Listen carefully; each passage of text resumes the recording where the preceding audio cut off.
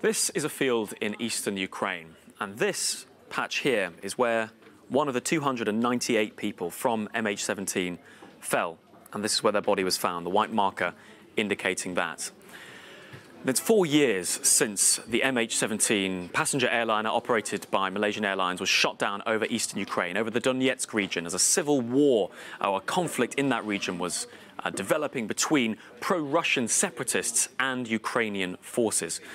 Well, 298 people died, including a number of Australians. The Australian police here tweeting that they will not be forgotten, never forgotten, in this tweet here, saying that the demands for justice continue.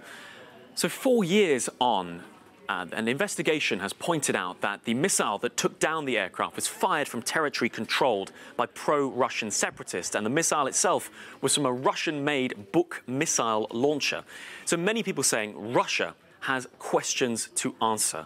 And yet, in the press conference with Vladimir Putin yesterday, on the eve of the anniversary of this terrible incident, Donald Trump, as we can see from this image here, seemed to be willing to improve relations with Vladimir Putin without asking the key question on Ukraine. People saying, where was Donald Trump's willingness to ask these questions of Russia?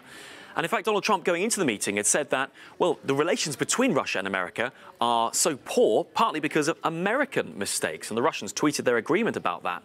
Other people very quick to point out that that is an oversimplification, leaving out Ukraine. Lotte Lecht, who's a European human rights advocate, saying, no, relations are this bad because of the downing of MH17, what she says is Russia's role in the downing of that aircraft. So a lot of people pointing out that actually there are real reasons why there are poor relations between Russia and America.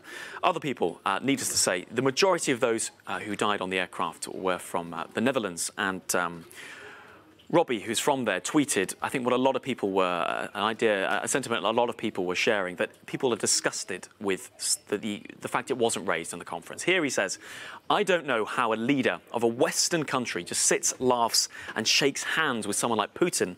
He's basically here saying when there's a big question that's not being asked and that he's refusing to ask. We said earlier there were a lot of Australians on board, and Keir Nagel is an Australian tweeting about the incident, saying that it's disgusting that 4 years after Russia shot down and then covered up, in his words, the MH17 aircraft, the president feels fit to appease that country in perhaps the most disgraceful press conference in modern American history. So these are the discussions going on social media, but the reality is 4 years on, nobody has been held to account. There is still no justice for the 298 people on board, and the relatives and people from those countries affected still demanding answers.